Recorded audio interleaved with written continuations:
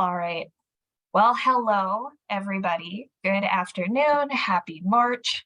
My name is Mary Beth. I use she, her pronouns. I am the Community Education and Outreach Manager at Women's Advocates, which is a nonprofit organization in St. Paul, Minnesota. And we are all here today to talk about Domestic Violence 201. If you have been to a Women's Advocates webinar in the past couple of years, you have probably seen that on the first Friday of every other month from noon to 1:30 p.m. Central Time, we host something called DV 101, which is Domestic Violence 101, getting everybody familiar with the concept of domestic violence, what it means, how it impacts people. But we got a lot of requests over the past year and a half or so to go a little bit deeper in one of those. So I present to you today Domestic Violence 201, which is now going to alternate months with DV 101. So the next time we host a First Friday event will be Friday, May 3rd, and that'll be DV 101 again. But then in July, you'll have your next DV 201. So don't worry, this is not going away forever. DV 101 is not going away forever. We're just alternating our months now and making DV 201 another part of the program. So Women's Advocates, that's where I work. That's the internet. That's the internet connection that is broadcasting me to all of you today. Women's Advocates is a nonprofit in St. Paul, Minnesota. We offer what we call a continuum of safety for victim survivors of domestic violence. So we start with our prevention programming, like these webinars. Then we also have emergency shelter and advocacy services, as well as housing stability services for victim survivors of domestic violence and their children. We started in the early 1970s, not as a shelter, but as a legal advice helpline for women who were seeking divorce when no-fault divorce became legal. But the folks that were working on the helpline found that mostly the reason for divorce, or a good chunk of the women who were calling to help to get divorce assistance were calling because they were being abused by their spouse. They were being faced with this decision to get a divorce and leave their abusive marriage and potentially become homeless, or stay in an abusive marriage. And that was not an acceptable choice for women's advocates. So we created our third option for victim survivors, a shelter. And in 1974, we purchased our first safe home to shelter survivors of domestic violence. We've been doing that for almost 50 years now, expanded our shelter from 1 home to 3, and we've updated our mission statement to reflect what it is we do, which is walk with victim survivors and our community to break the cycle of domestic violence. Women's Advocates work takes place on Dakota land. The area that is now St. Paul was stolen from the Dakota people by the American government through centuries of wars, broken treaties, and acts of cultural genocide. Through incredible perseverance and resistance, the Dakota are still here and strong. Native women and girls face the highest risk of sexual violence or domestic violence, sexual assault, and intimate partner homicide. We express our gratitude for the Indigenous-led organizations who are working each day towards a world without domestic and sexual violence. And as an organization, we commit ourselves to supporting tribal sovereignty with the same fervor that we support the self-sovereignty of victim survivors. You can read our full land acknowledgement at that link in the chat if you want to. All right. Let's get into it. Let's talk Domestic Violence 101. I'm going to launch a quick poll just to see what roles do you play in your community, and what are you hoping to learn from our time together today? We have about 90 minutes. We are going to get deep into some conversation, and so I'm going to give you a little while to fill out that poll question. This time that we have together today, this presentation is a 3-parter. First, we're going to expand our understanding of abusive relationship dynamics. So we're going to deepen our knowledge of emotional abuse tactics and the form of abuse known as coercive control. We're also going to talk in part 2 about why, as a general public, we are historically reluctant to believe survivors who come forward with information about their abuse. And then finally, we're going to expand our toolbox to do some culture shift work to stand up against victim blaming and minimization and help build a culture that believes victim survivors. I also want to acknowledge that this could be intense today. Everybody's impacted differently by engaging in conversations about domestic and sexual violence and interpersonal trauma. So please, if you need to step away and take care of yourself, please do that. Know that you are not going to miss anything. We're being recorded. So if you need to step away for a little while and come back, you can catch up on what you've missed by looking at our YouTube page later this week. So take care of yourselves. And let's see the poll results here. All right, and we are looking at a majority of folks who responded to this poll are domestic or sexual violence advocates or other social service providers. We also are looking at folks who are advocates and want to expand their skills or want to dive deeper into domestic violence. Happy to report that's all stuff we're going to do today. It would be a little silly if I created poll results or like poll answers for something that I had no intention of discussing. So know that whatever you answered for question 2, we're going to talk about it here.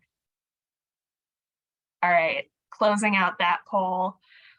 Let's get started, shall we? Let's talk about coercive control and the impact of abuse. So in Domestic Violence 101, you have probably seen this slide. If this is not your first Women's Advocates webinar, you have probably seen this particular slide with all of the different forms of domestic violence on it. We talk about DV 101, that there are so many different forms of abuse. There are, if you are an abusive person, there are many different ways to abuse somebody in various aspects of their life. All of these tactics could be used in a particular relationship. There are abusive relationships that where all of these tactics are present. There are abusive relationships where only some of these tactics are present. But no matter what, everything on this list, every tactic of abuse is done with the goal of gaining power and control over another person and taking away their sense of agency. We are going to talk a lot about agency in this section of the webinar. Agency is a person's capacity to act independently and make their own choices. Agency is a human right. It is a fundamental right. And domestic violence is a violation of that human right. More than that, again, you've also seen this one. You've also seen this slide. It's not new. Domestic violence is not just a one-time event. It's not just one abusive incident that results in a black eye. It's not one singular moment in time. Domestic violence is a 24/7 pattern, right? It's designed to exert power and control, to make another person that the abuser is intimately connected to feel small, afraid, and unsafe all of the time. It involves using all of those tactics or some of those tactics from the previous slide to make another person's world smaller and more hostile. We know that common experiences of domestic violence survivors include isolation, intimidation, denying, and blaming. But these are things that you'll notice I didn't say physical violence.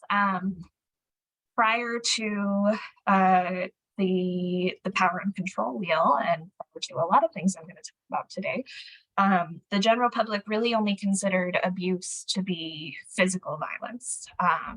And so it was really revolutionary when scholars and psychologists like Ellen Pence started talking to victim survivors and finding out that not only physical violence or sexual violence was prevalent, but those other things like isolation or denial and minimization were just as important to the abusive dynamic. That was not the prevailing definition of domestic violence until recently.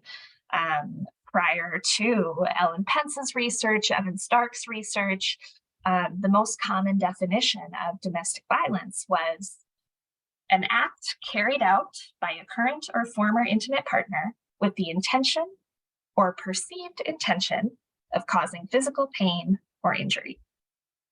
Just physical pain or injury, or the intention of causing physical pain or injury. Not any of the stuff you see here on the wheel. The definition you see on the screen now reflects a lot of work and a lot of sweat and tears and talking to survivors that was done by activists, advocates, students, psychologists, and social workers in the mid-'80s, late '90s to broaden the definition of domestic violence, to say, wait a second, it's not just physical. It affects all parts of our lives. Another quick note I will say is that domestic violence is different from stranger violence. What makes it a different crime is that the perpetrators of domestic violence or intimate partner violence know the target of their abuse in a deeply personal way. They know their partner's insecurities and fears. They know histories of childhood trauma. They know the things that upset them. And all of that information that an abusive person gathers about their partner can be leveraged to harm that partner in subtle ways that a stranger never could. And some of those subtleties snowball into what is called coercive control. So, taking a quick poll here, coming into this webinar, how familiar are you with the concept of coercive control?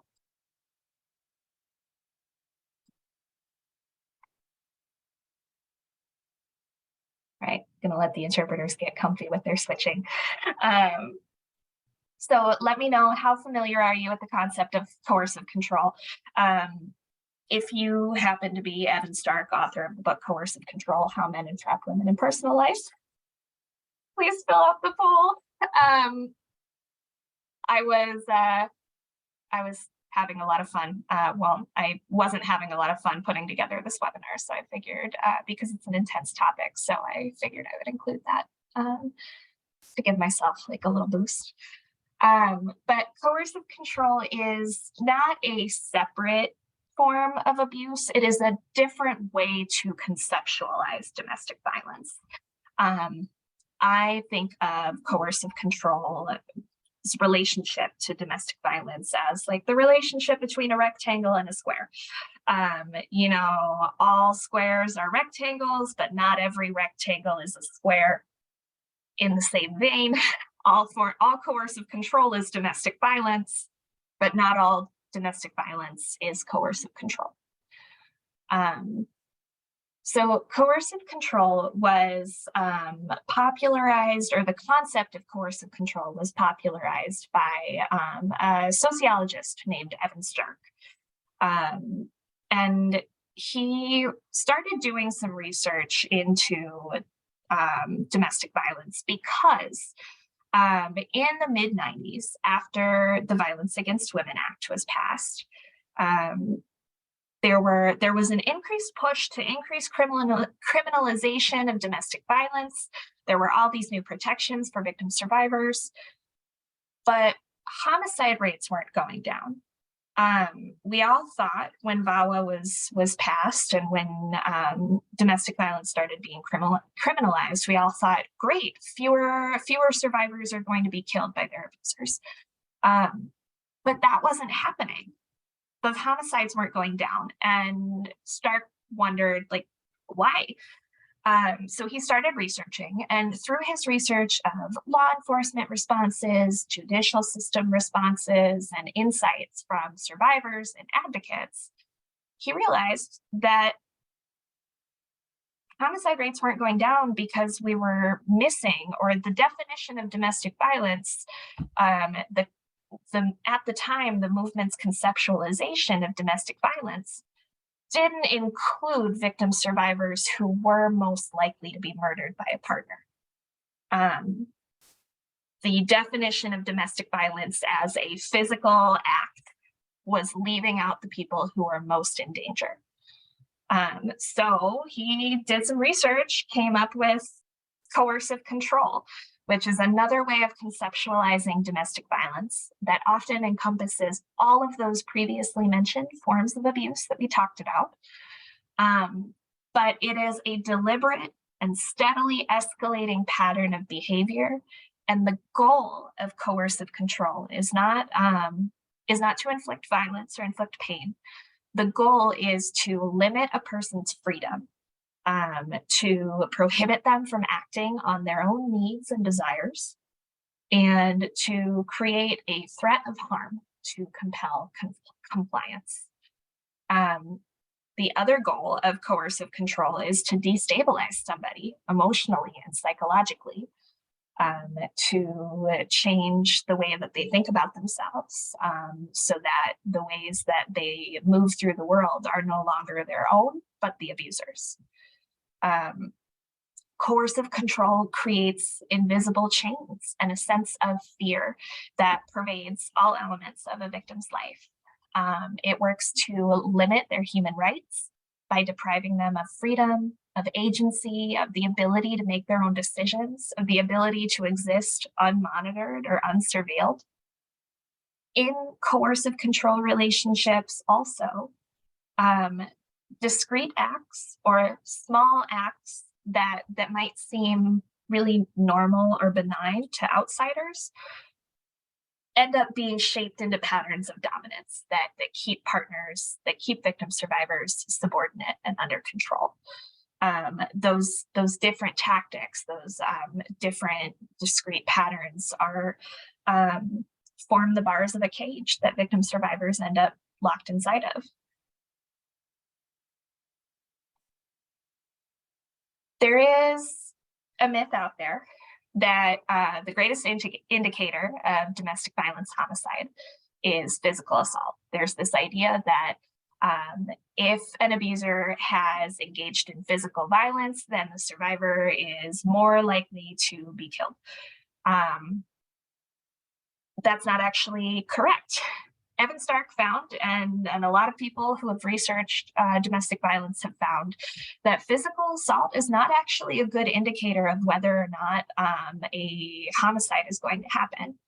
The more accurate predictor of lethality is the presence of control. We do know that the presence of a gun in the home is one of the most important risk factors for domestic violence homicide, especially if the abuser had threatened to kill the survivor in the past. But the two very surprising factors that were more that had more of an effect on domestic violence homicide than physical assault were, first, whether the couple had separated after living together, and second, whether the abusive person was not only violent, but highly controlling.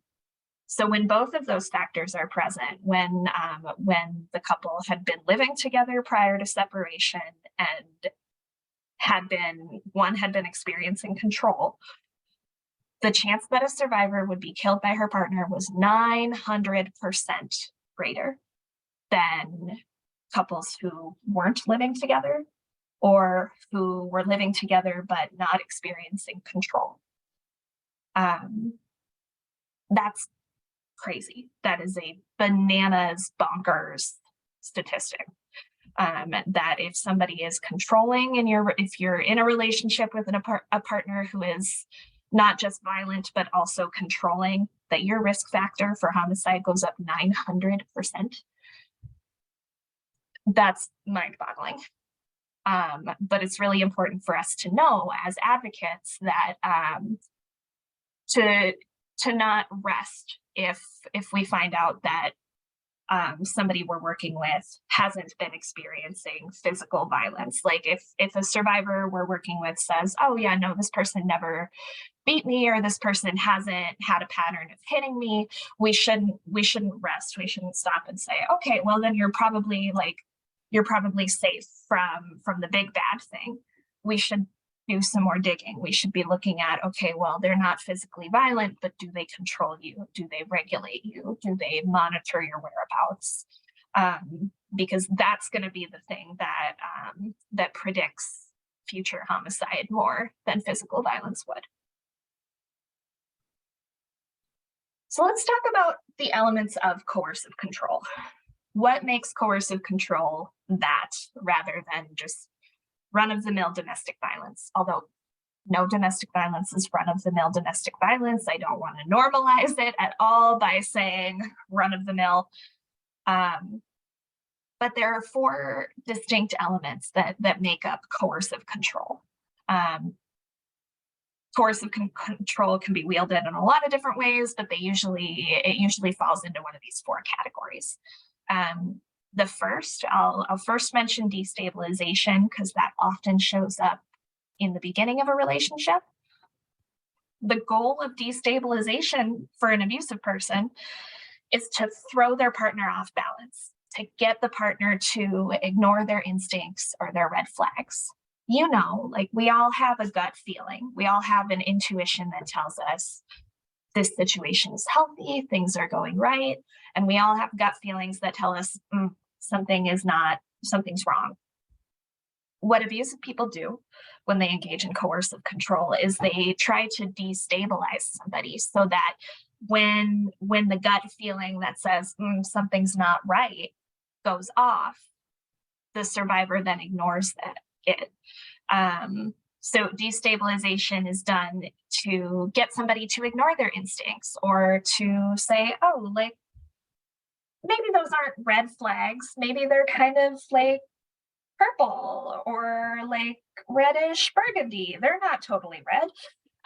It's a way to get survivors to ignore their instincts. And you see this a lot at the beginning of relationships with something called love bombing, which is done by an abusive person to gain the victim survivor's trust, encourage dependence, and foster love in this relationship, all of which make it much harder for a survivor to notice what is happening, and recognize it as abuse and leave the relationship. At first, controlling partners are super attentive. They're very romantic. They're even charming.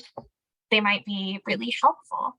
And the possessiveness that they show might sound flattering, especially to somebody who has low self-esteem or hasn't been in healthy relationships before. Finally, somebody paying attention to you and saying, I love you so much. I don't want anybody else to look at you. I only want to keep you for myself. Like, that might sound like the answer to somebody's prayers if they haven't been in a healthy relationship before.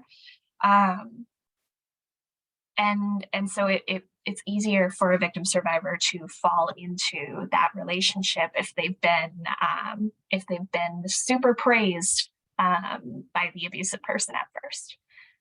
Later on, destabilization might take the form of sleep deprivation. So an abuser will keep the victim survivor up all night. Will say, like, yeah, I know you just got home from a really long shift at work, but I am going to talk at you for hours. I'm going to forbid you from sleeping. I'm going to insist that you make some meals for me. You stay up all night.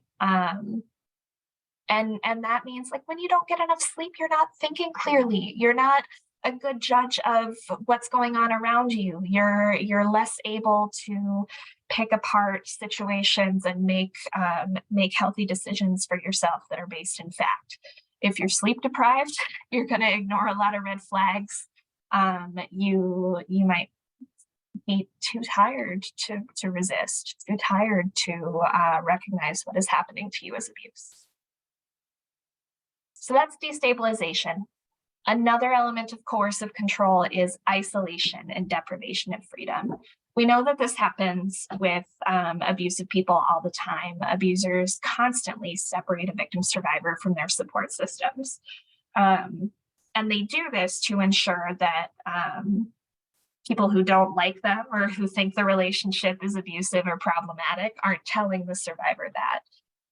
The goal of isolating a victim survivor is to make sure that the only voice that a victim survivor hears is the abusive person's. They're not getting any other external feedback about the relationship. The only feedback that is coming to a victim survivor about their abusive relationship is from the abuser.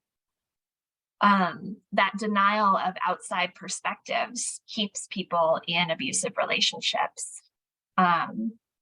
Because if the only voice that a victim survivor hears is their abuser's not going to be saying, this relationship is abusive and you should leave. Not like an outside person would, not like a friend or a deeply concerned family member would. So abusers try very hard, they work very hard to fracture a survivor's relationships with their friends or family, or control those relationships. Another really important element of coercive control is monitoring and something called micro-regulation.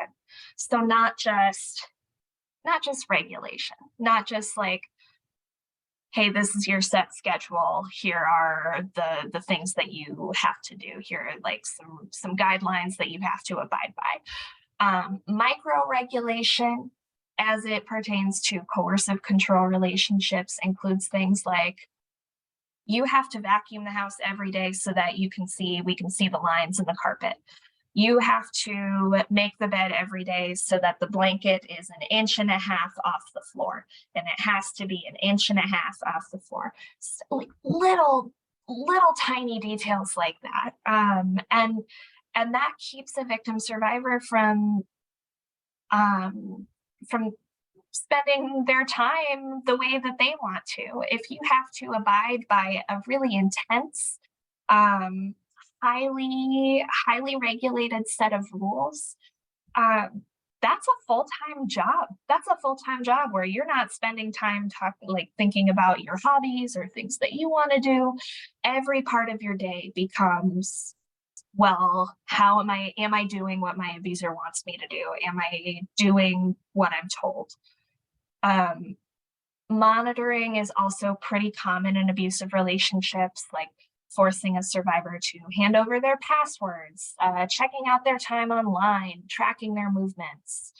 And in many cases, an abusive person will engage in stalking to make sure the survivor is where they say they are.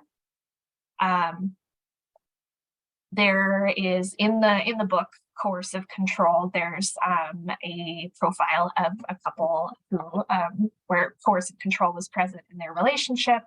The abuser forbade the victim from going to work or from going to outside the house activities. And the survivor would notice that during the day when the abuser was supposed to be at work, she'd look outside and notice that his car was parked outside, and he was watching her at various times during the day to make sure that she was not trying to leave the house. And that's pretty common. So monitoring and micro-regulation, basically forcing a victim survivor to act only in ways that an abusive person deems acceptable.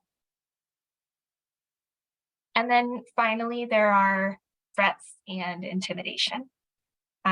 The abusive person is going to use intimidation or physical threats of violence to compel a victim survivor to comply.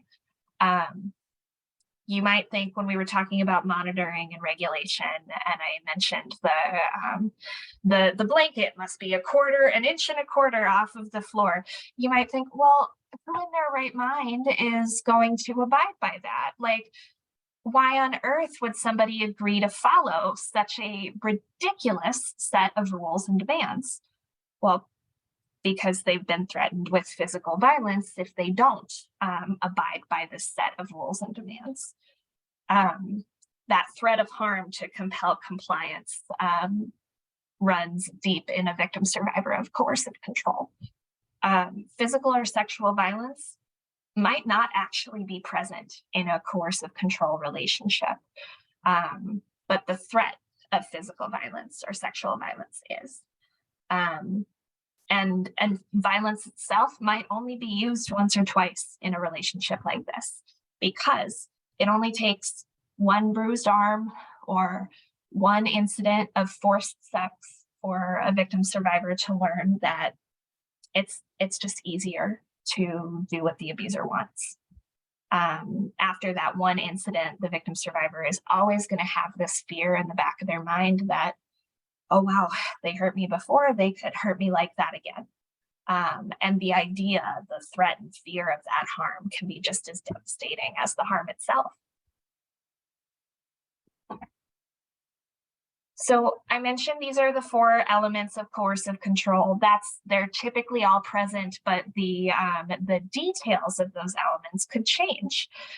Coercive control is not a one-size-fits-all experience. It is highly tailored. We talk in DV 101 about, and we talked earlier already, about how domestic violence is different from a crime committed by a stranger because of the intimate relationship. Because of the personal, unique details that everybody has about them. The person doing the harm has deep knowledge of the person they're harming and can tailor their actions to be uniquely harmful in ways that a stranger never could. These examples on the screen here are examples of actual ways that abusive people have tried to or have succeeded in controlling the victim survivors in their lives. These are all taken from Coercive Control by Evan Stark.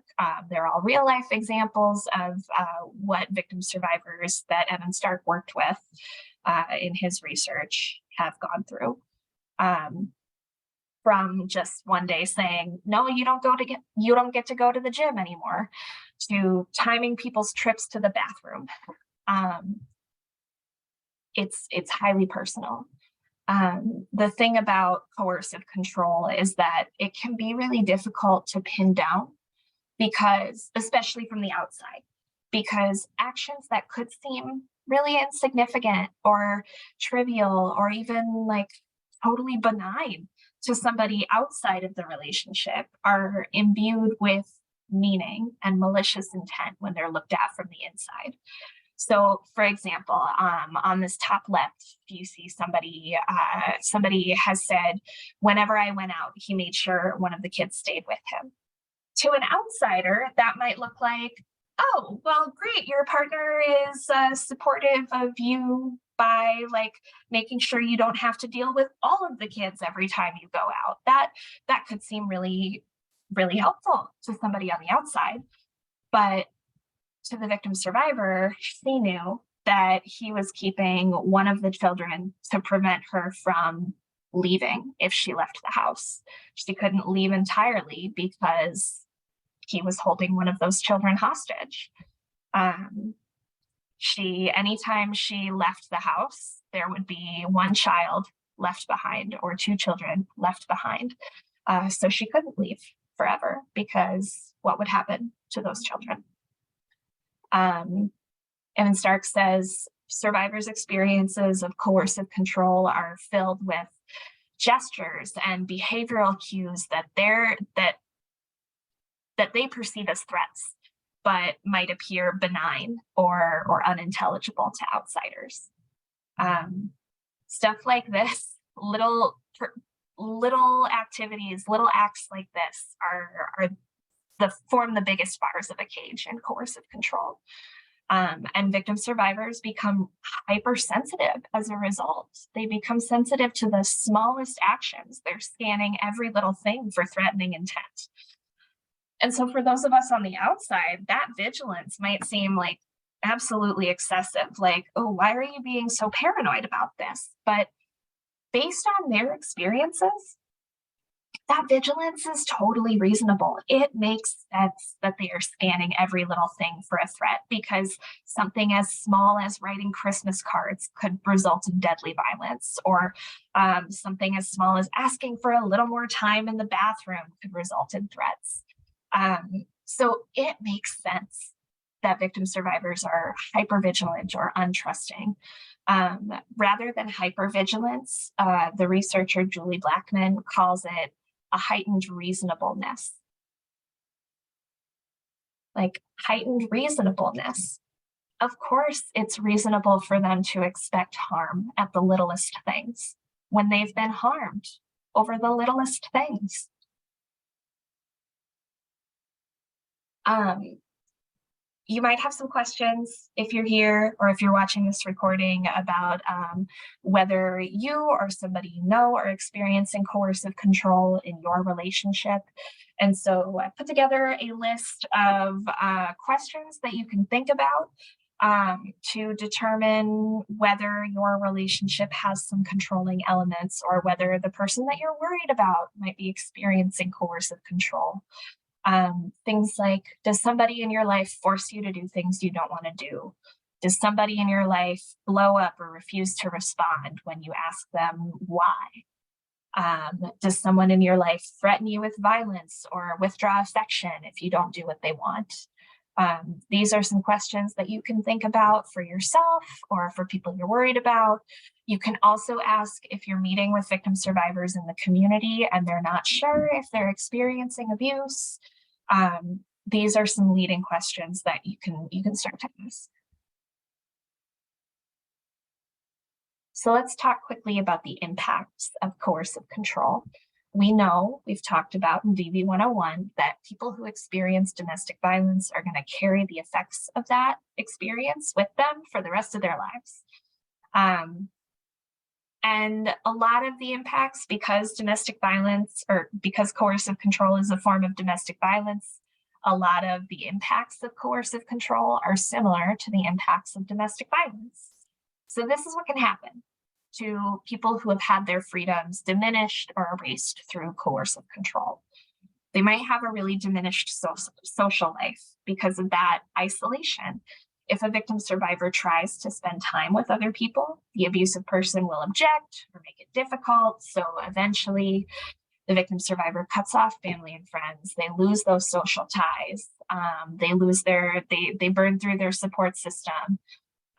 They live a diminished social life. There's also this loss of trust in people and institutions because the core harms of coercive control. We mentioned like those acts that abusers do in coercive control relationships might not seem abusive to an outsider because those acts might not outsiders might not understand that those acts are abusive. A victim survivor might not feel like they can tell somebody about what's happening. They might not be believed if they come forward to a family or friend or to law enforcement. And so they lose trust in people, in institutions. They also experience an annihilation of self. They silence their own opinions because the abusive partner becomes upset easily. They give in to the abusive person's decisions because it just doesn't seem worth disagreeing. They become afraid to make waves within the relationship, so they silence themselves. And their self-esteem plummets because they're subjected to frequent criticism. If you have to just go along to get along under threat of violence, you lose yourself. And that's what that means. There's also lost agency. Experiencing violence and coercion leads to what Evan Stark calls a condition of unfreedom, where victim survivors become hostages in their own homes. And all of this experience leads to increased depression, increased senses of hopelessness, anxiety, that hypervigilance or heightened reasonableness, as well as increased sense of and the increased risk of lethal harm. But all of this whole controlling relationship might result in survivors experiencing suicidal ideation or attempting suicide. To many survivors who have attempted suicide, that was a way out of the relationship. If they feel trapped, helpless, and stuck by the controlling relationship, for some survivors, attempting suicide might seem like a way out, and it's a way out of the relationship that they choose. It is control in the context of no control. And so that is possible. If you are working with victim survivors who have experienced high levels of control in their relationship, it is really important to check on their mental health, just because of the devastating effects that coercive control can have on victim survivors. But the core injustice of coercive control is that loss of agency. The fact that an abusive person is making the survivor feel like a prisoner in their own home, that their power is taken from them. A survivor that Evan Stark worked with summed it up really nicely when she said, "So many days my work had no end. I was a prisoner, my life was his." When you are in a relationship that where coercive control is present,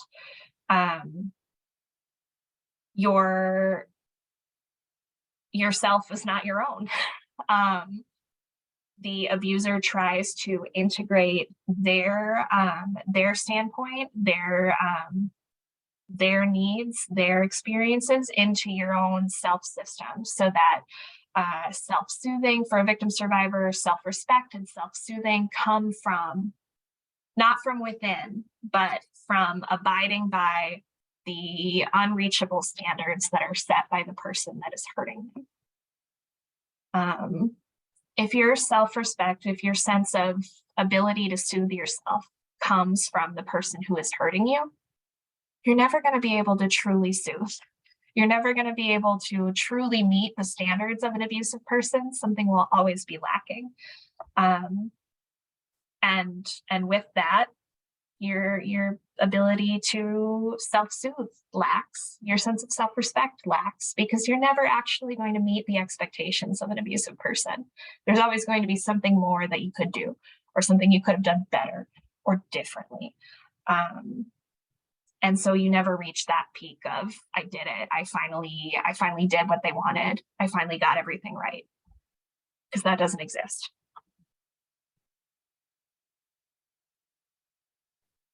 So let's talk about coercive control in the law real quick. Cindy Pezel, who is one of the program directors for the Battered Women's Justice Project, she says, many of the things abusers do are perfectly legal. Many of the things survivors do to survive or escape abuse are not legal. This is super true in the context of coercive control. Because those little acts, those like tiny discrete acts that we talked about earlier, usually aren't illegal. It's not illegal to say, hey, yeah, you can go to the grocery store with some of the kids, but not all of them. It's not illegal to say, hey, you have to always vacuum the floor. That's not against the law. So there are currently no federal laws in the United States that criminalize coercive control. There are a couple of states who have laws on the books to recognize that domestic violence is not just physical assault. It's not just a one-time experience. The law is starting to catch up in some states in the country, but it hasn't quite gotten on the level that we need it yet. We could, if you would like to, you can advocate for coercive control laws like those in Scotland, Wales, the UK. A lot of Western European countries have anti-coercive control laws on the books that we can model ours after. A lot of states like California, Connecticut, they have laws on the books that Minnesota might model some after, maybe. If you're wondering whether your state has coercive control legislation, there's a link on this page where you can track it. You can track any legislation that's moving forward in your state. However, there are some limitations to criminalizing coercive control. One big limitation is that more incarceration is never going to be a permanent solution to the problem of domestic violence. But other limitations are that most of these laws that are on the books in other states and countries require a survivor to have a documentation of the abuse over time. Most of these laws, in order to convict under them, the survivor needs to prove a pattern of abuse, and also needs to prove an intent to cause harm, which could be hard with some of those smaller acts. It's hard to prove that those smaller acts were intended to cause harm. I would love to hear from folks in the chat what other potential problems or barriers they see. What are you thinking about in terms of problems or barriers that victim survivors might face when they're trying to seek justice for coercive control? I would love to see that in the chat if you have thoughts.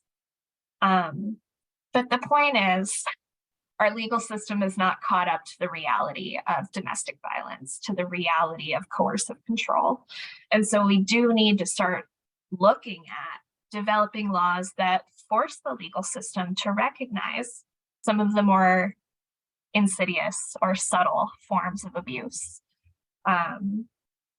as wrong, as harmful, as criminal.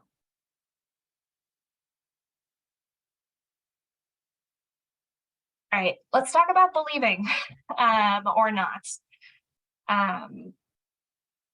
I want to have a big disclaimer here. When I talk about belief and credibility, I am not saying that survivors should have to earn being believed. I am not saying that there is anything a survivor could or should do to be believed better, to make their story more believable. I am sure as heck not blaming survivors for the fact that we live in a culture that silences and minimizes people who come forward.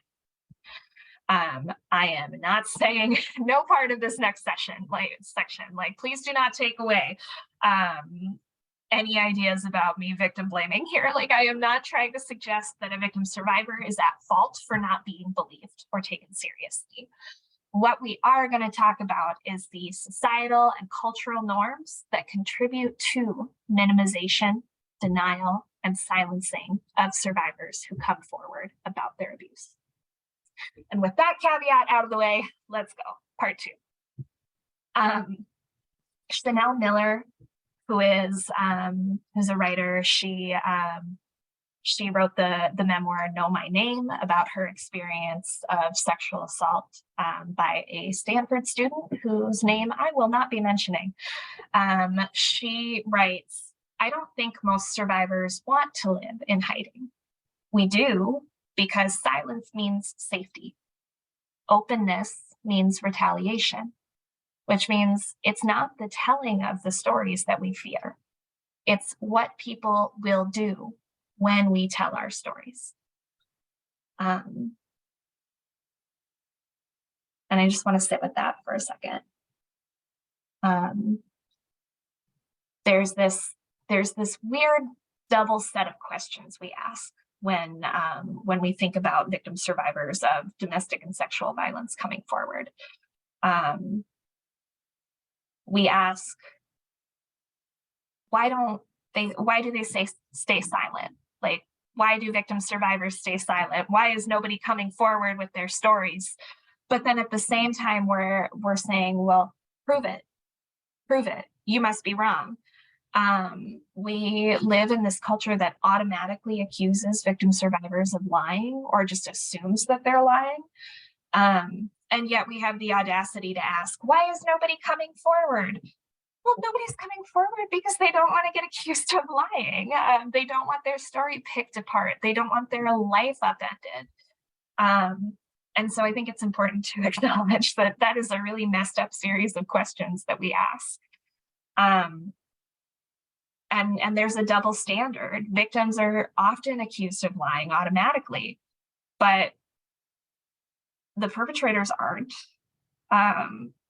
Perpetrators aren't accused of lying. Perpetrators are assumed innocent. And that stigma just doesn't stick. We're so wary in this culture, particularly with sexual assault, of victims making false allegations. But we don't often consider the fact that a lot of abusers are just blatantly denying or downplaying the fact that they're abusive. I think we're worried about the wrong kind of falsehood here. Tarana Burke, who founded the Me Too movement in the early 2000s, she's gotten a lot of questions about, like, well, when you say believe survivors, does that mean that we should just be automatically jailing anybody who's accused of domestic or sexual violence? And she's just like, no, absolutely not. Like, what kind of question is that? Tarana Burke says, believe survivors doesn't mean just believe at all costs, don't investigate, just take our word for it. It means, like, starting with a premise that people wouldn't lie about something like this and giving them the respect of being curious when somebody comes forward. By believing survivors, we help create safe spaces for them to step up and talk about their stories. And talking about your story is helpful to healing. But by not believing survivors, by shutting them down when they talk, we're discouraging them from talking about their stories. And we're contributing to the same atmosphere of silence that aids perpetrators, that allows perpetrators to continue operating. We have nothing to lose by believing a survivor, but a survivor has everything to gain by our belief in them. So let's talk about belief. Let's talk about credibility. What is that? Credibility is the quality of being trusted and believed in, or being convincing. This next section is taken from the book Credible by Deborah Turkheimer, that talks about the credibility complex, the reasons we believe people who come forward about domestic or sexual violence and the reasons that we don't. Turkheimer describes the credibility complex as this set of legal and cultural forces, kind of this like swarm of societal norms that contribute to a sense that anybody who accuses somebody is automatically lying, and anybody who is accused is automatically telling the truth. Survivors or victim survivors have, when somebody is deemed not credible, it's called the credibility discount, when their sense of being believed or the capacity of others to believe their story is diminished. But victim survivors have what's called an internalized credibility discount, especially if you've experienced gaslighting or if you've had your story shut down time and time again.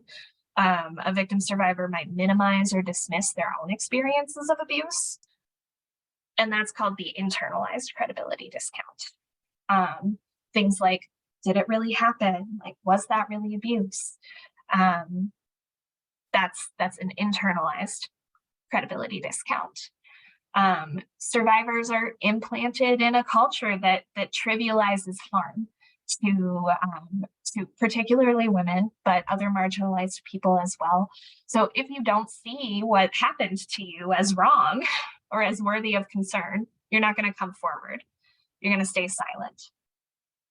The credibility complex silences victims, keeps people from coming forward, and keeps allegations of domestic and sexual violence from surfacing. And as Deborah Turkheimer says, it affects different kinds of people in different ways. We are prone to credibility judgments that work to the detriment of people who lack social power.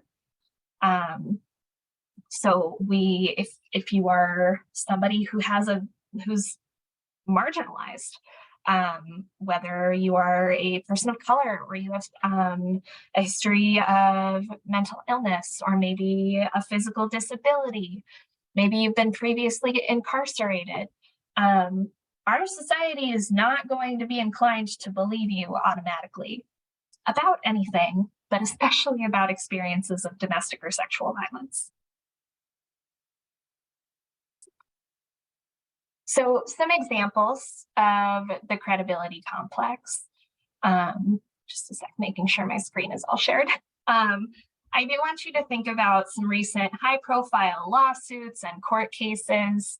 Think about, where have you seen the credibility complex in action?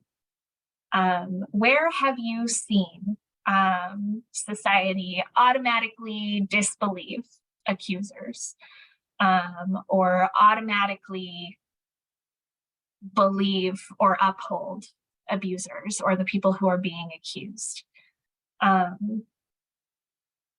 Some examples include domestic violence cases, where the abusers are often believed over their accusers.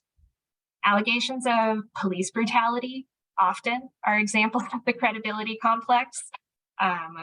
If a society is more inclined to believe the law enforcement officer's version of events than the victim of police brutality.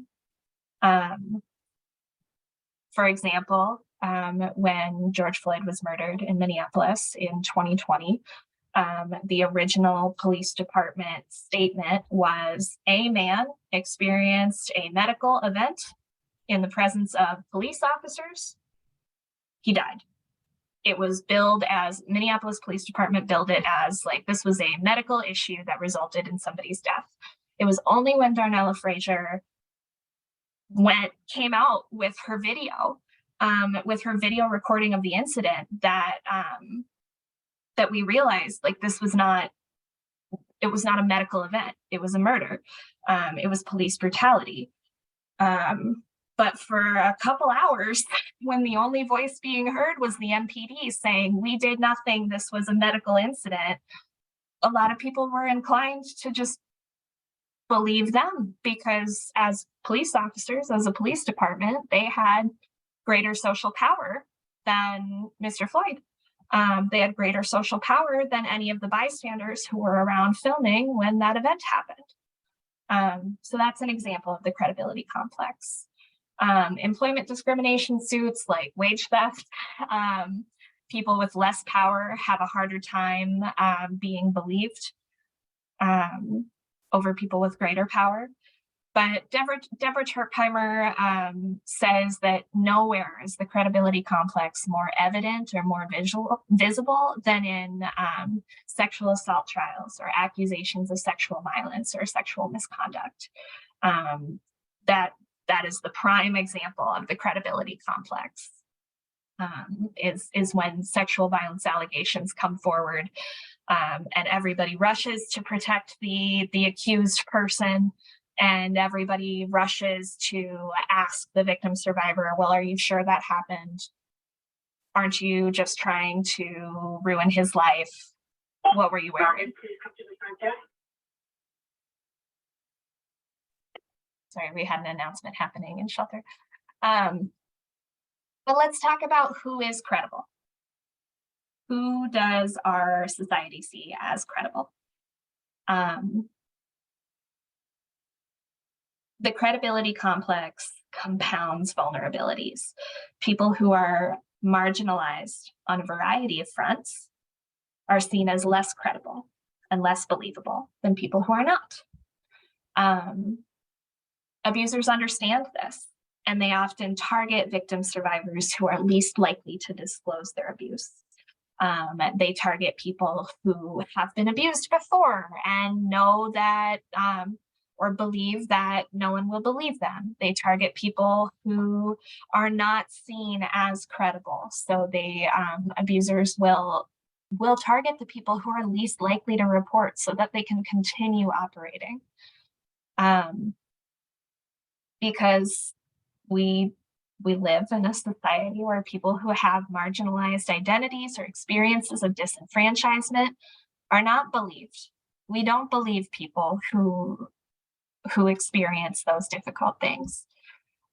Victims or abusers will also use mental health coercion, which is a form of abuse that targets a survivor's mental health diagnosis to undermine a survivor's credibility to others, and most dangerously, to the survivor themselves. But what influences credibility? The emotional impacts of coercive control as we watched on the in part one, including anxiety, hypervigilance, depression, memory lapses, trouble regulating emotions. All of these result in personality changes and cognitive changes that diminish a victim survivor's credibility in the public eye. All of the impacts of coercive control work together to create a victim survivor who is not believed. Somebody who is super hypervigilant or has problems with emotional regulation or like can't remember details of their abuse. Our society often sees that as like, well, they must be lying. But in actuality, those things might be proof of the abuse, because of the ways that abuse impacts people's ability to remember things, to feel safe, to feel happy or hopeful, to regulate their emotions. It's a catch-22 of sorts. And especially when you get into the legal system, what influences the legal system just has not caught up with the fact that domestic violence, coercive control, sexual assault, all of these things have lasting impacts on people's emotion and cognition. They don't realize that the things that they think people must be lying about are actually like proof that they're telling the truth. Courts weigh appeals for sympathy against the type of person that a victim is imagined to be. Victim survivors are super vulnerable because their behavior, the behavior they exhibit under stress or as a result of trauma, suggests character flaws that seem incompatible with them being worthy victims or good victims. What they have survived creates conditions that diminish their credibility in the eyes of a society that only believes certain type of victim survivors. Chanel Miller, again, she says, I learned that if you're angry, you're defensive, but if you're flat, you're apathetic. If you're too upbeat, you're suspect. If you weep, you're hysterical. Being too emotional makes you unreliable, but being unemotional made you unaffected. How do I balance it all? We talk a lot about how victim survivors' experiences impact how they relate to other people, their advocates, their family and friends, and people who don't know them too. Katie Schauman, who's one of the advocates at the Southern Valley Alliance in Carver County, Minnesota, talks about the ways that survivors burn through their support system. And this often happens because of the leaving and returning and the leaving and returning to an abusive relationship. But that also happens because the ways that abuse impacts survivors can make them really hard to like, honestly. It can make them hard to live with and spend time with. And unfortunately, in our world, being hard to like or difficult to work with often equates to not being seen as credible. So this is important to keep in mind when we're encountering survivors at work, in the systems, or in our personal lives. If you bristle at the way a survivor is telling their story or engaging with people, try to remember that their behavior in that moment has been molded by some truly difficult experiences. When we look through a trauma-informed lens, we remember to look past our biases and start to repair that credibility discount. So why don't we believe? There are a lot of barriers to belief here.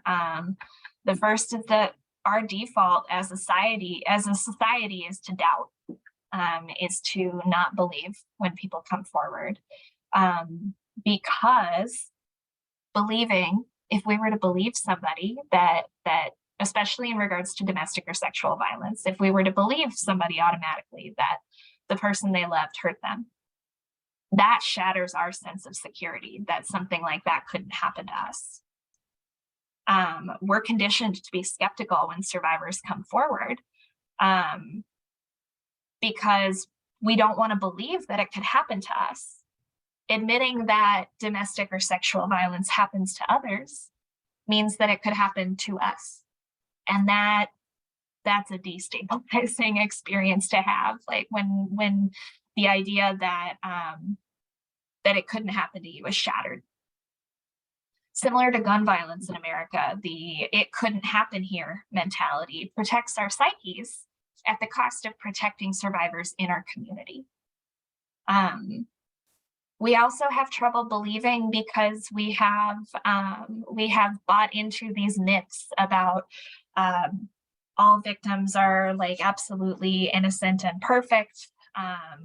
If you have fought back, or if you've yelled, or if you're unlikable, you're not perfect, therefore you're not a victim. We've also bought into this idea that all perpetrators are irredeemable, terrible, obvious monsters, which is not true, and so keeps us from believing. Um, Other barriers to belief are the fact that a lot of us just don't understand the nature of abuse or think it's purely physical. Um, Maybe we've been conditioned to keep the peace and salvage our relationships at the expense of a victim survivor. Um, and so we don't want to believe, because if we believe that this person has been abused, that starts to, then we have to be in conflict with the person who abused them. The last barrier to belief is that caring about survivors is destabilizing. That keeps us from believing, because caring about survivors flies in the face of our current societal norms. The norms where survivors are supposed to quietly nurse their own wounds, they're supposed to grieve in small groups, they're supposed to shut up. To make it less destabilizing to care about survivors, we have to shift the culture. And we're going to start to do that work by breaking down some of these barriers to belief. First off, the fact that our default is doubt. Let's break that down. A lack of hard evidence does not mean that the assault didn't happen. When we automatically side with the accused person and we pick apart a victim's story due to lack of hard evidence, we're upholding the very culture that makes sexual violence prevalent. And yes, to the person who is coming in, yes, we will be able to access slides and certificate of attendance at the end of the webinar, and also in an email later. All right, so what do we do? How do we shift the culture, knowing what we know now? How do we rewire ourselves to respond more fairly to accusations of domestic violence and sexual assault? Well, we lean in to our roles as agents of change. As a community, we can all be involved with violence prevention and intervention in our own unique ways. On the screen, you'll find many different options and actions that you can take today and all throughout your lives to contribute to a community and a world free of domestic violence, where cycles and patterns can be broken and life gets breathed into healthier and happier relationships. But these are not all going to be easy. Speaking up against injustice and speaking out against misogyny and victim blaming is not easy in a culture that is built on misogyny and victim blaming. We might be afraid of losing friends or professional connections. We might fear rejection. What do you fear? Let's put out a poll. What keeps you from speaking up when you hear misogynist jokes, victim blaming comments, or misconceptions about abuse? Go ahead and fill that out, or put in the chat if you have other things. But so yes, speaking up is hard, but also so is surviving abuse. Survivors themselves should not bear sole responsibility for the deep cultural change that needs to happen. We can't put that all on them. They've got enough to deal with. It's our job as advocates and as allies to share that load, because like I said, victim survivors have enough going on. Like, they do not need to put cultural change or like shift the culture on their to-do list when their to-do list already has heal on it or move forward on it. Like, that's hard enough without saddling them with the expectation that they alone are going to change the culture. We should be doing that too. Let's take a look at what is keeping folks from speaking up or speaking out. I'm going to close the poll in 10 seconds. So get your responses in if you'd like to. And this poll is not to shame you for not speaking up, because it's hard. It's hard. I just want to know why. And when you begin to know why speaking up is difficult, or speaking out is difficult for you, you start to be able to address that. For most folks, they've tried to speak up to somebody before, and it went poorly, or it didn't fix anything. Fair enough. That would make me think twice about speaking up if it went poorly the first time. And then second most response was, I freeze up, I feel anxious or afraid about responding. What if I start a conflict? As a chronic conflict avoider, that's what keeps me from doing it sometimes, is like, I just want people to like me. I don't want to start a fight. But we have to get over that. So what keeps us silent? A lot of us are uncomfortable with conflict, or the comments that we hear are made in passing, and we don't want to like make a big deal over something said in passing. If we don't know the person well enough, we might not speak up, because there are lots of social norms against talking to strangers for sure, but definitely against like correcting them. We might be afraid of conflict. We might be afraid of like being the only person who is speaking up.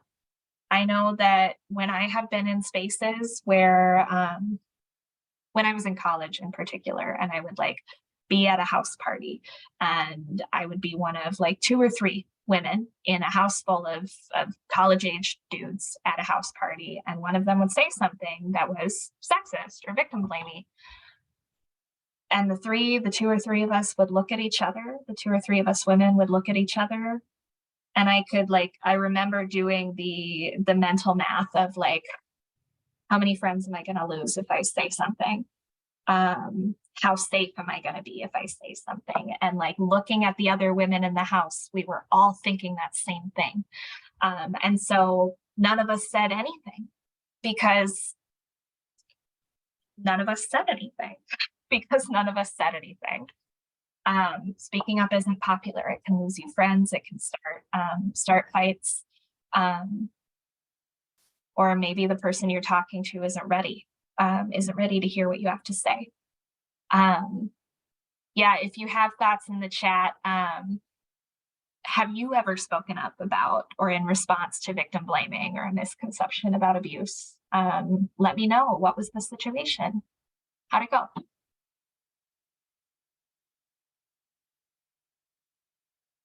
Someone in the chat saying those misconceptions and those like misogynist or victim blaming comments, it motivated me more to speak out.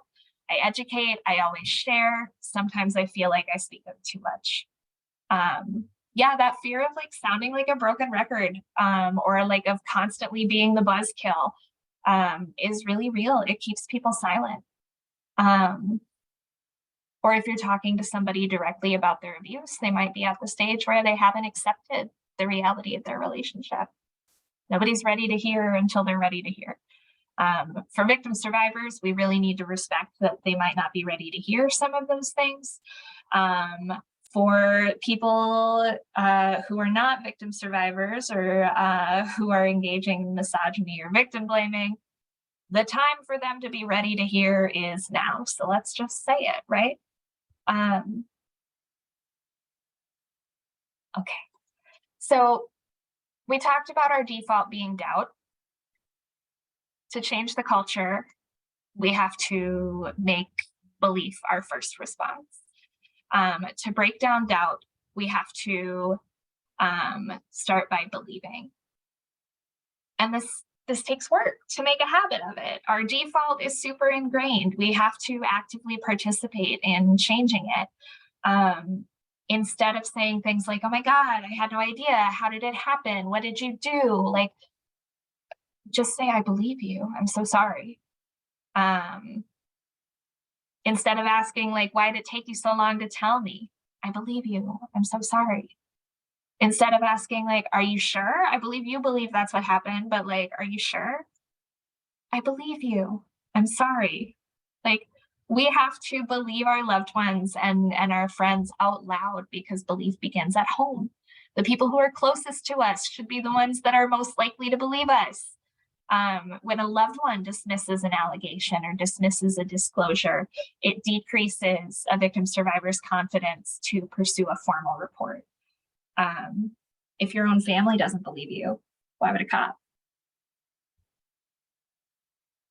Going back to the slide, because we have a lot of really good comments in the chat. Someone saying that they had spoken out about a misogynist or victim blaming or misunderstanding comment and had somebody talk to them later about being a victim and needing help after she heard them speaking up. Yes, if you stay silent in a group about abuse, a survivor in that group will know that will think that there's nobody in that group that they can trust.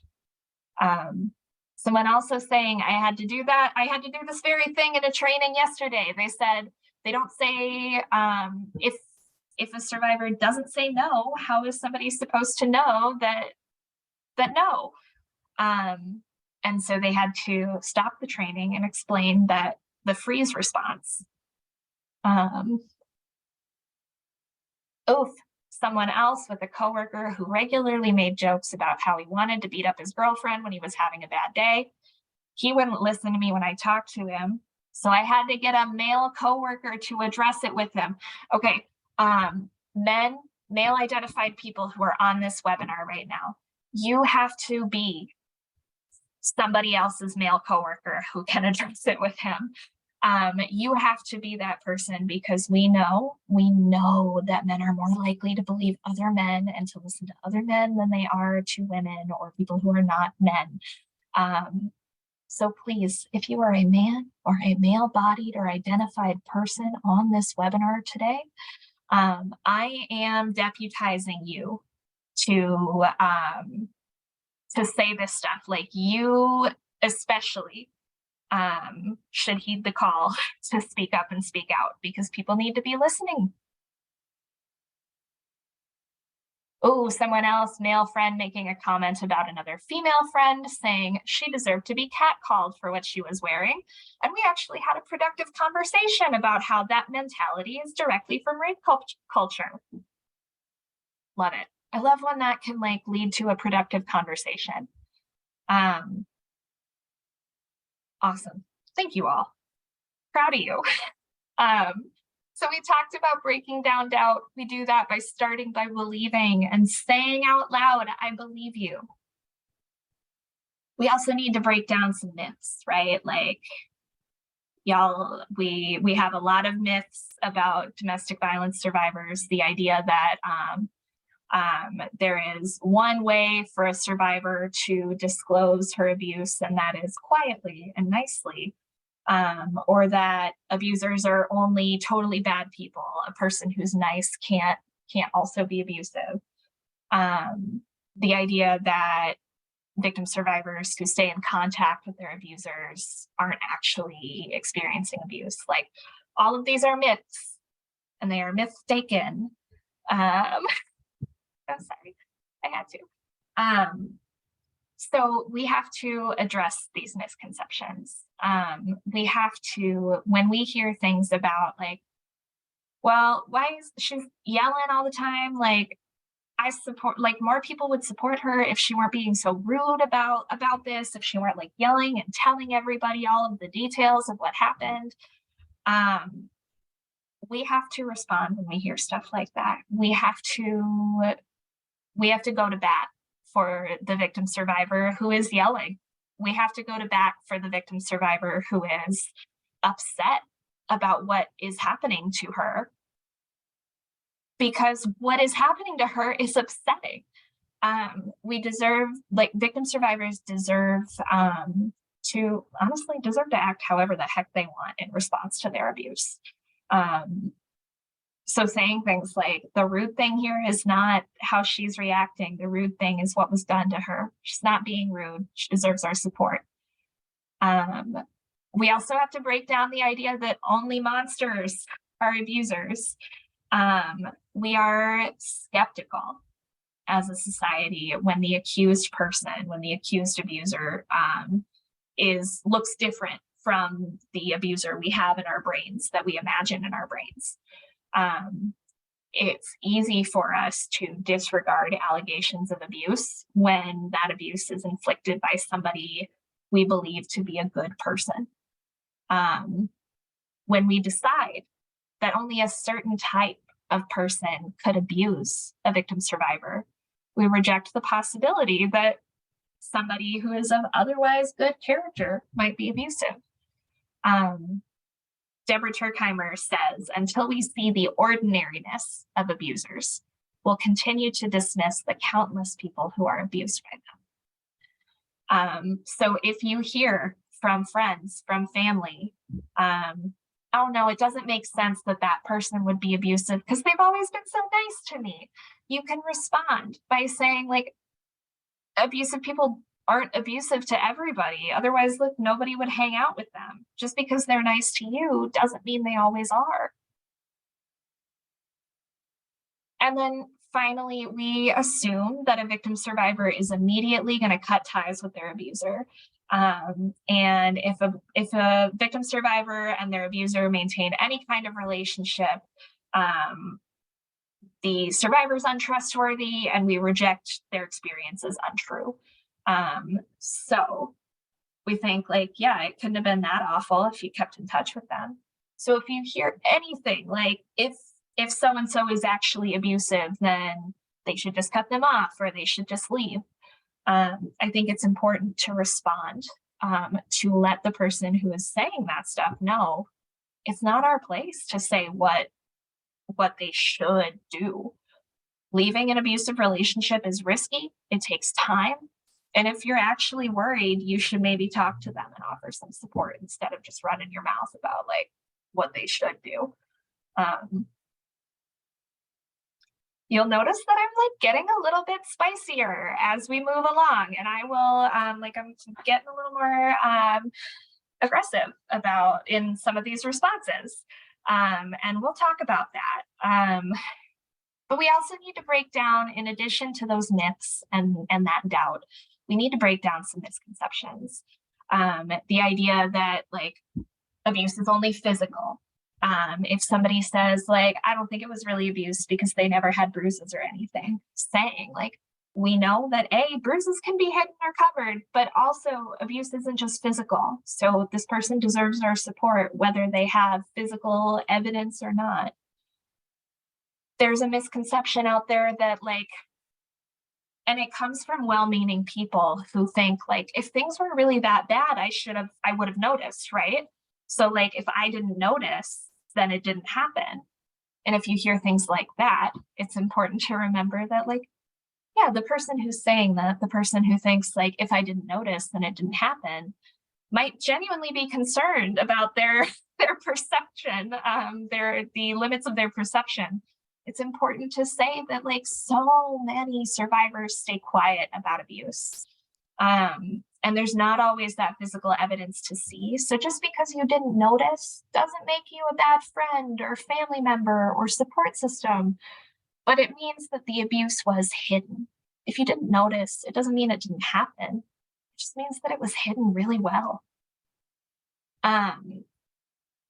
We also might have some misconceptions as a society about when people tell, why victim survivors don't come forward during an abusive relationship, why they wait until after to tell. And a lot of people will say, who hold that misconception, will say, like, oh, well, it's pretty fishy that they didn't say anything until the relationship was over. But that's pretty common, actually. And so if you hear that misconception, it's good to say that, like, survivors have a lot of reasons for not coming forward during an abusive relationship, because it might be dangerous for them to come forward during the relationship. They might, if a survivor reaches out to a friend and says, hey, my partner is abusing me, they might be worried that that friend is going to treat the partner differently in a way that that makes the partner retaliate against the survivor. Or maybe they just plain didn't feel safe enough to disclose until the danger had passed. So we need to break down those misconceptions in addition to those myths and that doubt. And I know that we are afraid. We are afraid to do this sometimes because we don't want to start a fight. We're taught to keep the peace, to be polite. And I am, with all of the power vested in me as the community education and outreach manager at Women's Advocates, I hereby release you from politeness. You do not have to be quiet to keep the peace. In fact, I insist that you do not.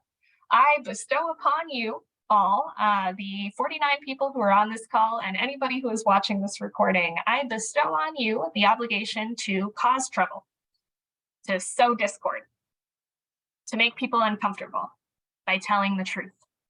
Abusers and perpetrators know that we live in a culture that values complacency and politeness. And they know that our ingrained desire to not be uncomfortable keeps bystanders from speaking out. They know I can get away with saying this because nobody's going to speak up. And that does so much damage. So burn it all down, please. It's 2023. Like, it is 2023. We should not have to tiptoe around misogyny and victim blaming.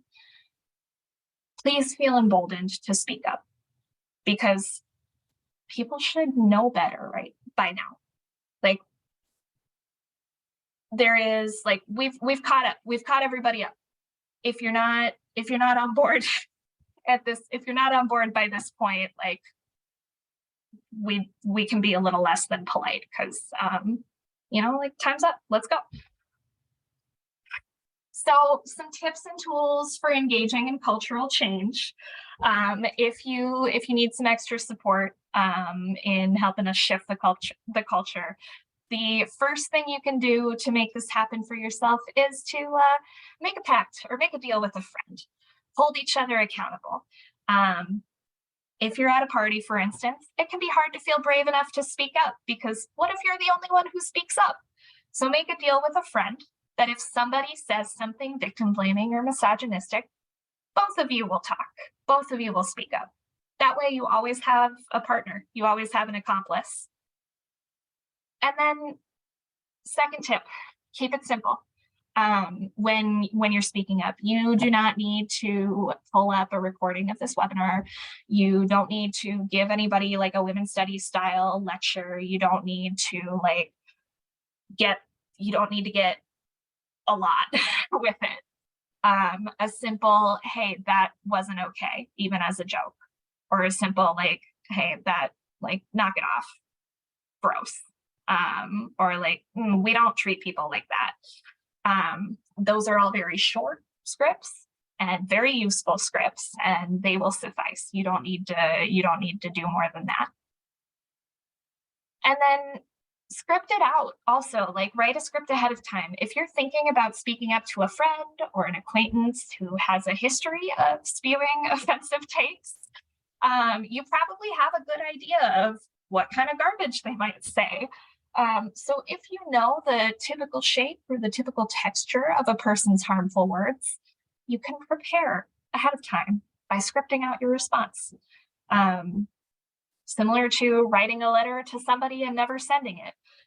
You might write up your response to this person, but you'll actually say it because they need to hear it. And then finally, remember why you're doing this. When it gets hard, when you're told to just let it go, or you're told to, like, not be such a buzzkill, remember why you're doing this. Cultural change is necessary, and you are all part of a wave of support that is finally coming to shore. Like, it's waves coming, waves crashing in. We are trying to make the world safer for victim survivors, for the ones we know, and for the ones who have stayed quiet out of fear. The why we are doing this is because we're building a safe place for them to speak.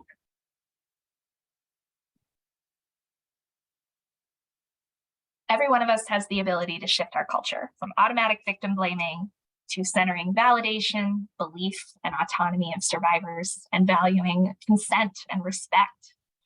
Victim blaming often doesn't come out as like it's your fault, but rather like, did you provoke them? Or are you sure? Or like, yeah, I believe that you think that's what happened, but what do they think? And we need to get away from that, because a positive response from close and extended members of the community helps restore a sense of control and security for survivors. And that's critical to healing. We got to move past that. All right, thanks everybody. I know I went over a little bit. I've got some resources available to you all here. Mentioned a couple books throughout this training. So here's a page with all of that. Thank you all for your commitment to victim survivors safety. If you're interested in joining our support group, please contact me and fill out that form, or come to Pop-Up Advocacy. I'm going to put a link in the chat to our survey, post-webinar survey. Fill that out if you'd like. But thank you so much for attending this. If you want a copy of the slides now, you can download that QR code. You can scan that QR code. If you want a certificate of attendance, you can take a look at that as well. But here is a link in the chat to download a certificate of attendance. Thank you all for coming. I'm going to stop recording now.